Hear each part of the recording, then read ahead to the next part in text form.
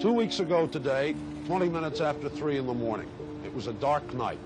Kitty Genovese, 28 years old, drove her car into this parking lot at the Kew Gardens station of the Long Island Railroad, and she'd been doing for a year. She stopped, saw a man against the wall. She didn't quite make it halfway down the block before the killer drove a knife into her. Good evening, Crows. I'm Andrew, and in 1963, a 28-year-old woman was raped and stabbed to death right outside of her apartment in New York City. A murder that was witnessed by 38 people who said nothing. That is, if you believe the New York Times. It's been hotly debated for the last 50-something years. But Crows, we're just getting right into this one. This is the story of Kitty Genovese. Let's do it.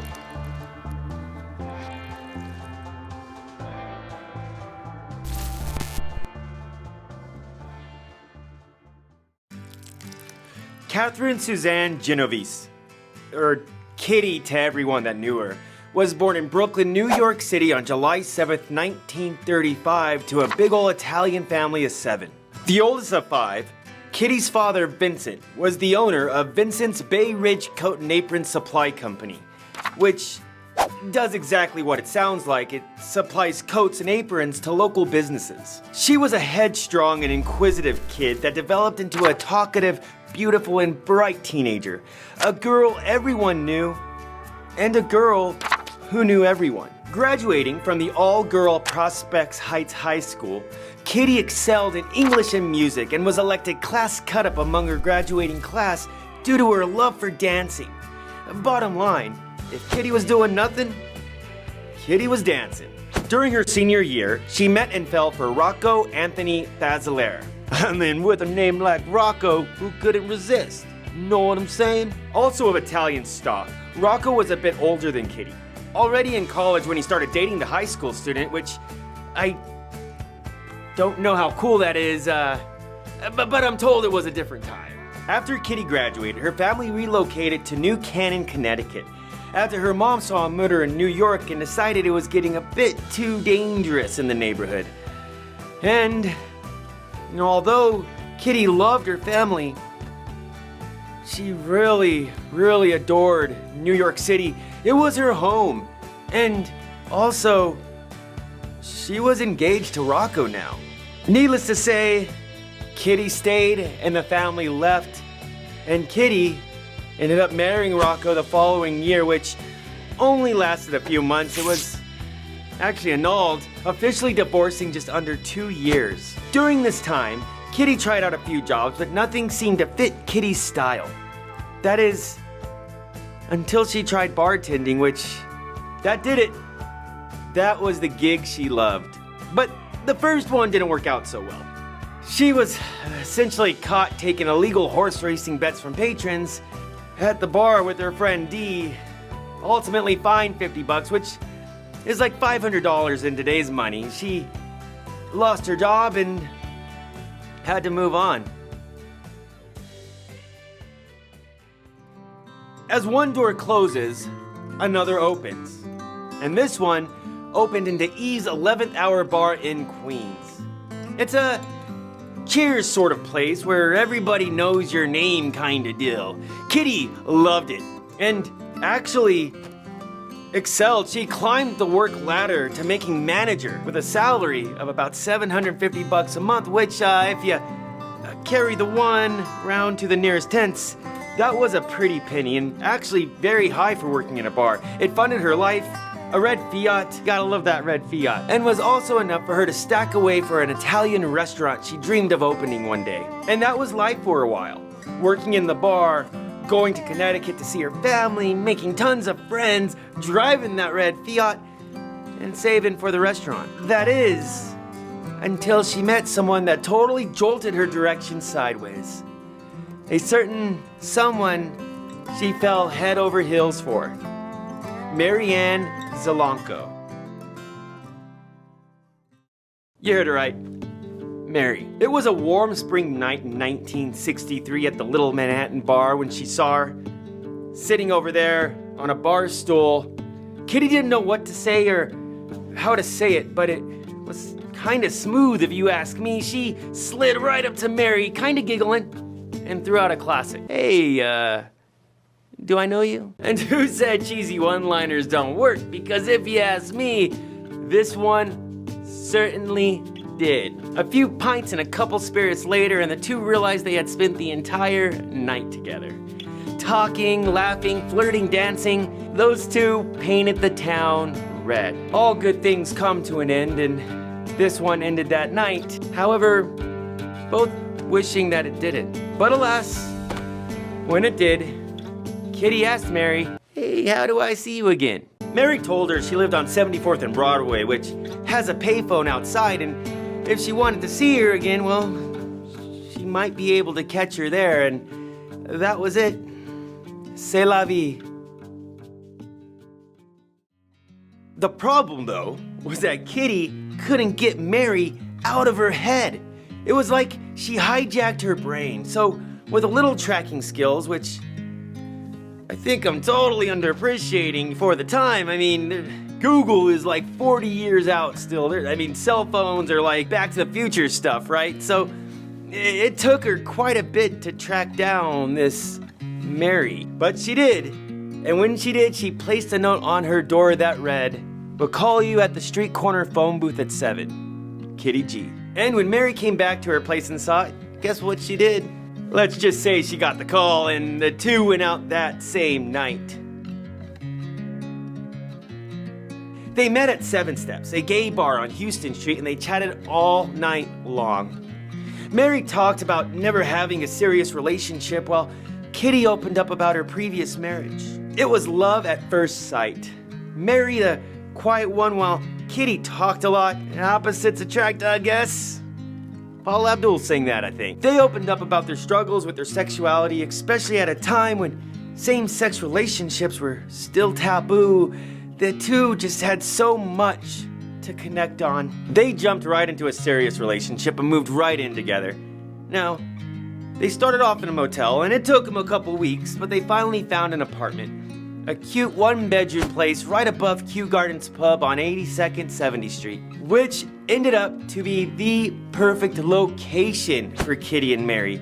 There was good local eats nearby, a railroad station, plus Kitty's commute to Eve's was only a 5-mile drive, while Mary's just a hop skip to Club Chris, the bar she tended at. Life couldn't get any better. Which I guess is a more correct statement than I want it to be, now that I think about it. It was a typical Thursday night on March 12, 1964 for Kitty. The bar wasn't incredibly busy that night. Regulars had stopped by, a few people in and out, but for the most part it was same old, except for one thing. It was her first anniversary with Mary. Needless to say, she was really excited to get home and see the girl that she loved. Mary, on the other hand, that night went bowling with a few friends, but made it back at 11:30 p.m. and went to bed waiting for Kitty. Kitty wrapped up and got off at her usual time at 3 a.m., now marked Friday the 13th. If that isn't spooky enough. Anyways, she jumped into her red Fiat and started her drive home.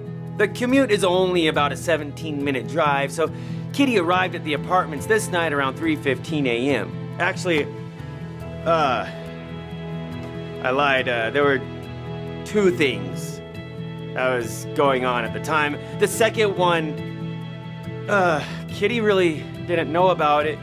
Came in the form of a white sedan that was following her from the bar. A white sedan that was driven by a 29-year-old Winston Moseley. Winston was born on March 2nd, 1935 to Fanny and Alphonse Moseley. A pretty smart guy with a 132 IQ, his wife was a nurse. Winston lived the typical family life. He was the father to 3 kids, he had 5 German shepherds, and worked 2 jobs. Well, you could say 2, one being off the books. He would steal TVs and bring it back to his dad's TV repair shop. The other one, though, all official. He worked at the Ray Graham Corporation, where he had worked for the last 10 years programming punch cards for first-generation computers. However, while on the outside, Winston lived this very normal life, besides the stilling TV thing. On the inside, Winston had a war that he was losing. Simply, Winston developed an urge that seemed to maybe evolve from his TV thefts, but this urge was different than stilling. This urge convinced Winston to kill. Now, I'm not going to throw out a theory and say he had some voice in his head or some psychological disorder, but nevertheless, it was an impulse. An impulse that Winston was starting to act on. That day, Winston went to work and got off, the usual, right? He swung by his dad's TV repair shop at Al's TV and Radio Repair just to say hello, and got home around 9 p.m. that evening. Since his wife was a nurse, she worked nights, so as he was getting home, she was leaving to work. Now, they shared a kiss, before they went their separate ways. She jumped in the car and left. Winston went inside to take care of the kids. He hugged them and got them ready for bed and went to the couch. That's when it happened. The urge to kill surfaced in Winston, and he needed to satisfy this impulse. So he waited till the kids were sound asleep around 1 p.m., then creeped out of the house. Winston drove around for a while, which seemed like hours to him, not being able to find a target, he called them. On his way home, though, he saw one. A woman that would satisfy his urge. Picked completely at random, he saw a woman getting into a red Fiat and thought to himself, she'll do. It was a white woman, and he did a U-turn and then decided to follow her home. Around 3:15 a.m., Kitty arrived home and pulled into her usual spot, in a lot adjacent to the Kew Gardens Long Island Railroad station. She grabbed her purse, locked her car door, and made her way to her second-floor flat. Kitty was in such a rush to see Mary that not only did she not see the white sedan following her from the bar, a white Chevrolet Corvair, but she also didn't see this white sedan parked just down the street from her. Kitty was only 100 feet away from safety of her home. She just had to pass a few stores along the way, and she was there. However, as she started passing the front of her building, her entrance was actually in the back. She spotted Winston waiting at the edge of the parking lot, which sent chills down her spine. She could feel something was wrong. This man, he wasn't a good man. She decided to head towards a call box that had a direct connection to the 102nd Police Precinct. She passed the Austin Bookstore, then Bailey's Tavern, finally reaching the front of a dry cleaner when it happened. Winston pounced, grabbed her, and plunged a hunting knife into her back. Over and over again, Kitty screamed as loud as she could scream. Lights popped on from the nearby apartments. People came to the windows to see what was going on. Now, normally there's a lot of yelling from this neighborhood, as there is bars on either side of the block, but not screaming like this. This screaming was different. During the commotion, one of the tenants in the nearby apartments, Robert Mosier, yelled, "Leave that girl alone!" Winston got spooked and fled the scene faster than a toupee in a hurricane. Unbeknownst to him, though, this target wasn't going down without a fight.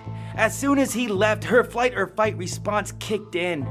Her instinct to find safety, run and hide, activated. She then mustered up all the strength she could, getting up to her feet.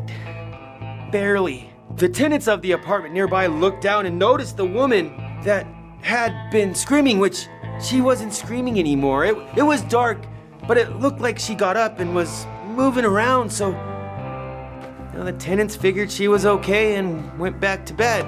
A few did call the police about some issue going on outside, but the police were quite busy that night. They were getting around to it.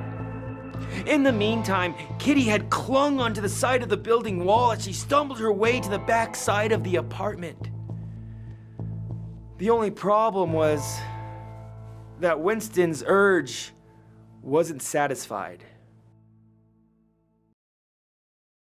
Instead of fleeing the scene, he sat in his car and waited for about 10 minutes, intently watching the streets. But after seeing no police cars or ambulances, he realized his opportunity to feed his urge was still available. Winston then changed his hat and moved his car to a more secluded location and went back for Kitty. By this time, Kitty had made it to the front entrance of the Kew Gardens building, losing a lot of blood along the way. She had collapsed in the foyer. It didn't take long for Winston to find Kitty again, though. And now, his situation improved since Kitty was no longer on the street in plain sight. And so when he rushed to her, he quickly resumed his reign of terror. However, in between the stabbing, slashing, and sexual assaulting, Kitty's neighbor overheard the commotion from upstairs and peeked out his door. At the foot of the stairs, he saw his friend Kitty laying on her back, trying to speak to him as Winston continued to stab her. Then he looked at the man that was attacking her. The two made eye contact, which frightened Carl, and he jumped back inside his apartment. Initially, he didn't know what to do. He rang his friend, and she advised him not to get involved, so instead he climbed out of his window and went to the neighbor's house and asked them. Word of the attack spread quickly through Kew Gardens, finally reaching 30-year-old Sophie Farrar, a friend of Kitty's who rushed over to help. The small woman raced to find her friend in her nightclothes, not knowing if the attacker was still around. Then, all of a sudden, there she was.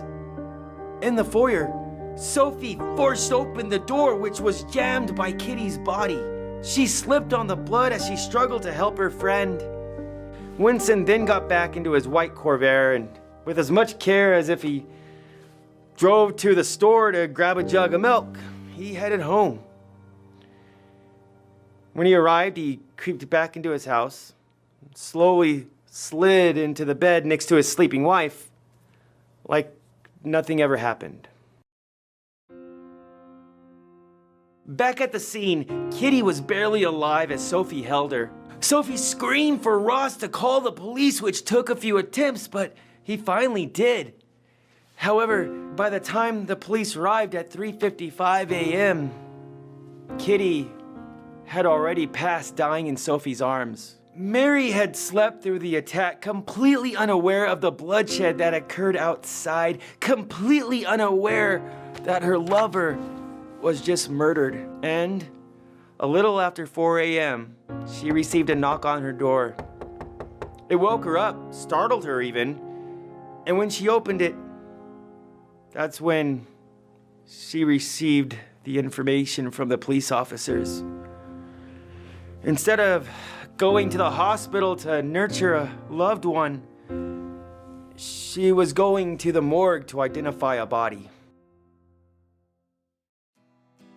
A few hours later, still the morning, now 7 a.m., Detective Mitchell Sang went to the Kew Gardens apartment to speak to Mary.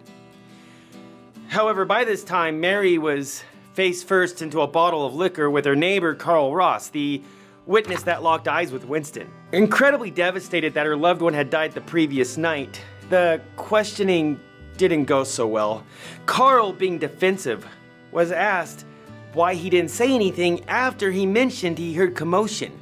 Famously, he said, "I didn't want to get involved."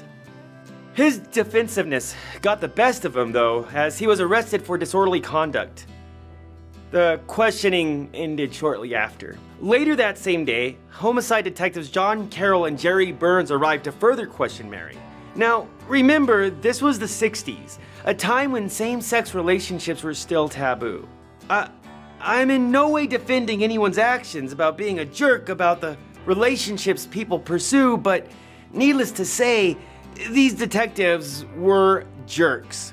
Their interview digressing from the murder and ended up focusing more on Mary's and Kitty's sex life. Like I said, jerks. I can't say that in a nicer way. Regardless, the questioning lasted 6 hours. That was 6 hours. After the detectives left, they noted down in their spiral notebooks Mary as a potential suspect and continued with their investigation to find the murderer. 6 days passed with no good leads, but tidbits of information popping up here and there. That is, until dispatch received a call regarding a robbery. The caller stated that there was a man that appeared to be stealing their neighbor's TV. The officers drove to the scene, not knowing it would have any connection to Kitty's murder, but, they were in for quite a surprise. When they arrived, they found the suspect loading a TV in his car. A TV that did belong to the house he was parked in front of. He was arrested and taken to the police department where they found out his name, Winston Moseley. An individual who sang like a bird at least some more thefts of TVs and other appliances. However, while detained, the detectives questioning him noticed something coincidental. And if you know detectives, they don't believe in coincidences. And what did they notice? Well, the car Winston drove, the white Corvair, was the same make and model the suspected killer of Kitty drove. The detectives brought up the white car, but Winston didn't bite. But then they pushed harder in the questioning. They asked about his scabs on his hands, saying, hey, those look like scabs a killer might have. And, they didn't beat around the bush like some interrogations do. Instead, they just came out right with it and said, hey man, did you kill Kitty? Winston denied ever being involved in Kitty's murder, but did mention information only the killer knew. It was a gotcha moment the police were waiting for, and they pounced while Winston cracked. He slowly sank into his chair and quietly said, okay, I killed her. Moseley provided a detailed confession of the day that he killed Kitty. He walked detectives through his day at work, how he found, followed, and killed Kitty, the whole 9 yards. There is a little more when it comes to the graphic details, but I think I summed up enough for this story. I'll provide links in the description below, but take this as your warning. It gets pretty bad. Winston's trial started about 3 months later on Monday, June 8th, 1964. Winston pleaded not guilty by reason of insanity. However, after his confession and the evidence, the trial was incredibly short, lasting only 3 days. And on June 11th, Winston was found guilty of first-degree murder and received the death penalty. After the sentence was read, Judge Shapiro remarked, I don't believe in capital punishment. But I must say, I feel this view may be improper. When I see this monster, I wouldn't hesitate to pull the switch on him myself. Winston was then transported to Sing Sing State Prison to await execution by the hands of Old Sparky, the prison's famous electric chair. However, in an extreme twist of luck for Winston, after an appeal, his death sentence was reduced to life imprisonment in 1967 and transported to Attica State Prison. Besides the trial of Winston, Kitty's case was huge. I can only liken it to what going viral would be like in the 1960s. It received national coverage, spanning radio stations from coast to coast. It was a media sensation. However, there was one big issue with it. The case was important for the wrong reason. Brass tacks. 2 weeks after the murder, the New York Times published a front pager titled 37 Who Saw Murder Didn't Call Police. The article allegedly exposed a fact in Kitty's case that there were 38 people who witnessed the murder and said nothing. The article started off with, for more than half an hour, 38 respectable, law-abiding citizens in Queens watched a killer stalk and stab a woman in 3 separate attacks in Kew Gardens. Further down in a later paragraph, Carl Ross's "I didn't want to get involved" statement was also quoted. And despite how famous the case was at the time of the murder, after the New York Times article, it blew up. The case spawned books, journal entries, debates, studies, television programs, documentaries. It was taught in school and even hatched a social psychological theory, the bystander effect, which theorizes that people are less likely to offer help to someone if there are other people around.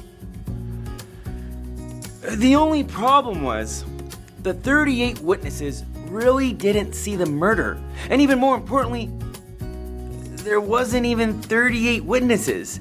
A discovery made several decades after the article was published, which meant hundreds of thousands of people all around the world studied the case, focusing on this idea of the 38 witnesses when it wasn't even a thing, while at the same time not giving the actual murder of Kitty the full focus and appreciation it warrants. Besides that though, her murder became the catalyst for the Good Samaritan Law, also coined the Neighborhood Watch program, and helped in the implementation of the National 911 emergency system in 1968.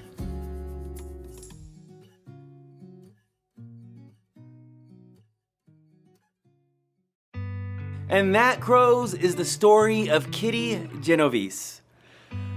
To be honest, there is still a truckload of Winston to talk about.